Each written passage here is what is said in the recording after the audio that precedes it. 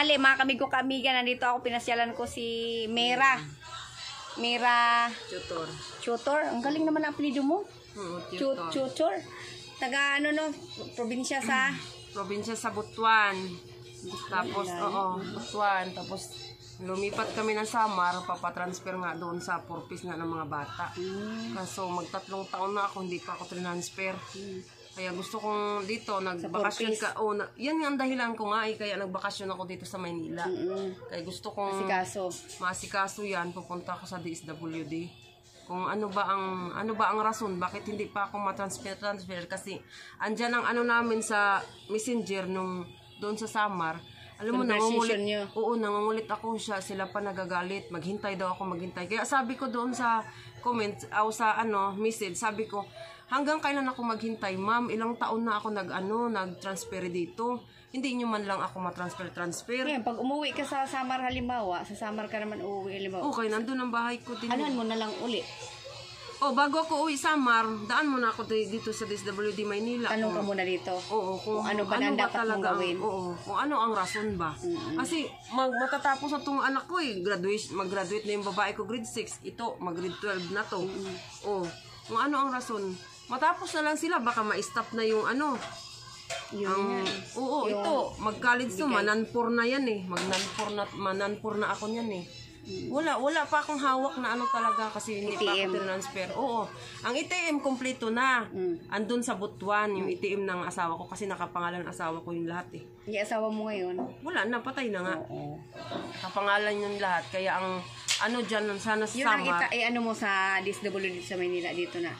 Asawa mo patay na. Tapos paano matransfer sa pangalan mo? Kasi mag3 taon na ako sa Samar eh. Nasikaso ko yan. Naka-attend na din ako ng FDS kasi yun ang sabi doon sa Butuan kasi diba doon talaga kami sa Butuan. Papa niya doon sa Butuan namatay. Ang sabi doon ni sir, attend ka lang tayo ng FDS. Sabi ko sir, ma-attend akong FDS, nagpicture-picture pa nga ako, sinisend ko kay sir. Sabi ko sir, useless din naman kasi wala din akong attendance. Kahit nag-FDS ako meeting, walang attendance.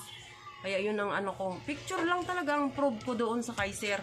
Doon sa Butuan. Sa Samar ako nag-a-attend ng meeting. Pero wala useless eh. Wala akong attendance. Kahit anong attend mo, wala talaga. Wala pa akong attendance. Kahit ilang beses na ako nag-meeting. Hindi kasi nasali sa attendance? Hindi. Ang sabi ni ma'am, hindi pa ako kasali sa attendance. Pwede naman siguro yun halimbawa, kasi mayroon kang sa asawa mo yung, halimbawa, may ID kang hawak, yung mga bata, syempre nandun ang LRN yan sa eskwelahan eh. Yun lang, hiningian ako ni ma'am ng card ng mga bata. Yun lang, binalik naman niya sa akin ang requirements. Anong ibig sabihin yan? Bakit binalik niya? I-purpose ang 2 kong anak. Dalawa silang anak mo nakapasok sa purpose? Dalawa yan si kuya. Mag-grade 12 na yan si kuya eh.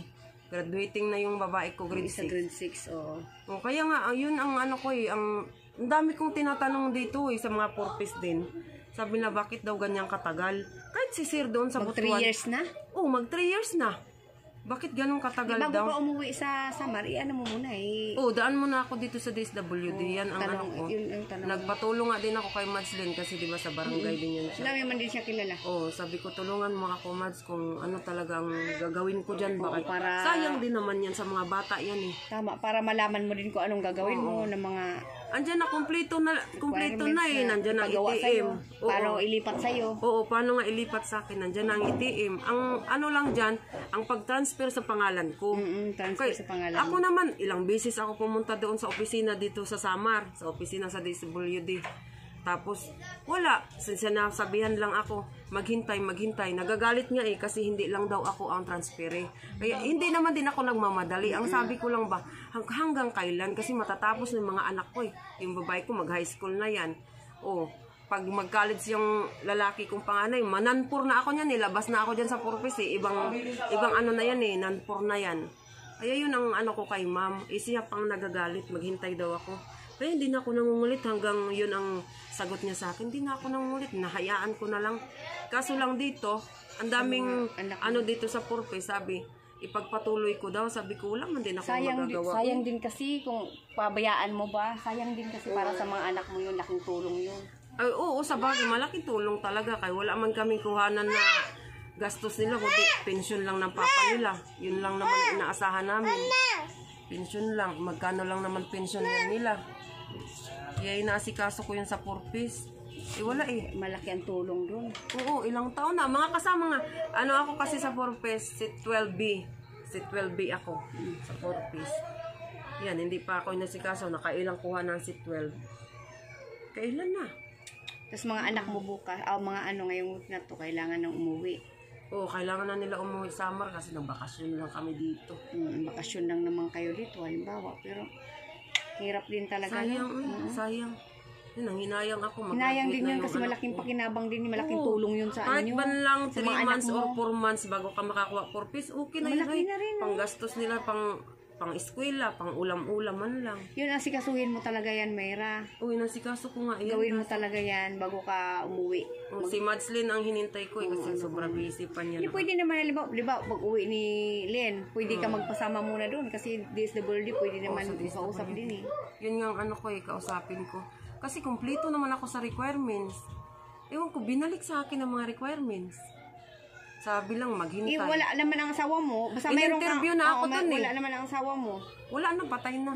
In-interview ako doon. Tapos hiningian ako ng death certificate ng asawa ko. Hiningian din ako marriage contract. Binigay mo? Oh, binigay ko. Binalik na sa akin lahat. Oh, yun nga ang ano ko eh. Bakit binalik sa akin lahat? Tapos in-interview na ako nila doon sa DSWD. Kung bakit kami nasali sa ganyan ba? Sa DSWD, sa purpose. Bakit nasali, ganyan? Oo, ganon. Kung anong taon, siyempre interviewin ka. Transfer ka dyan sa summary. Yun, interview ako, pero wala din eh. Wala din naman nangyari. Hanggang ngayon wala. 3 years na. O diba, di natin alam, may awa ang Diyos, maasikaso yan. O diba, bago ka umuwi ng summer, o diba, natanong mo dito kung anong dapat mong gawin. Pagdating mo doon, halimbawa, maasikaso mo, mali mo, mailipat din sa ano mo niyan. Pangalan kasi, mo, o diba? Sayang. Graduate. Itong anak ko, kung tinanggap lang yan sa summer, grade 12 na sana yan ngayon eh. Grade 11 siya ngayon? Oo. Balik nga siya, grade 11, hindi tinanggap sa summer. Ibig sabihin, galing siya sa sa may... Butuan kami. Butuan, doon siya nag-aral ng 11. Oo, doon siya nag-aral. Tapos yan, huminto siya. Oo, dahil namatay naman papa niya, wala namang mag-asikaso, kaya kinuha ko. Ngayong sunod na pasukan, grade 11 uli. Hindi, grade 12 na siya. Grade 12 na. Oo, nag-aral yan siya ngayon, grade 11. Kasi nakaraang taon, nung dumating kung kami hindi siya huminto, college na sana siya. Oo, college na sana. First year college na. Yun nga ang inano ko, magiging non-por ka kasi pag hindi ka na purpose tawag yan eh. Pag ang isang anak mo na college na, hindi ka na purpose niyan. Hindi na purpose tawag sa'yo. Pero yung isa mong anak, ayan, pasok pa siya sa purpose. Pasok pa siya, kasi dalawa sila eh. Yung isa mong anak ang matitigil, ganun yun.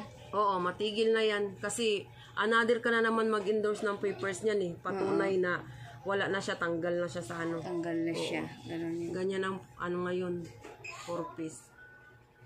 Sayang. Sana nga ma-approve na ako para sa mga bata. Hirap din kaya mag-budget din, kala mo lang. Totoo yan. Hirap uy. Kaya pala, minsan katahimik. Oo. Hirap mag-budget. Aburido. Tapos, sana kung marami akong kakilala dito eh. Wala akong kakilala eh. Oo, aburido. Aburido siya eh. Nakitira lang siya dito sa kaibigan niya, mga kamigo-kamiga. Kasi may inasikaso kasi siya sa DSWD bago siya umuwi sa probinsya kasi ang gusto niya mangyari, mailipat yung pangalan ng asawa niya kasi asawa niya namatay na, ilipat sa ATM. Transfer ng para sa purpose. Para sa purpose. Chance grante. Para sa purpose, para maging pangalan naman ni Mera. Pangalan ko na. Tutor, ang galing ng apelido Love you all mga kamigo-kamiga. Wish ko na sana masikaso na at pag uwi mo doon halimbawa na maprubahan din halimbawa mailipat. Sana ngayong taon ma-okay na. Ganon salamat sa ating lahat mga kamigo-kamiga. Salamat din Salamat Mira. Tutor. Happy trekking sa atin lahat, pinasyalan ko. Isnak muna tayo. Love you all mga kamigo-kamiga. Sige.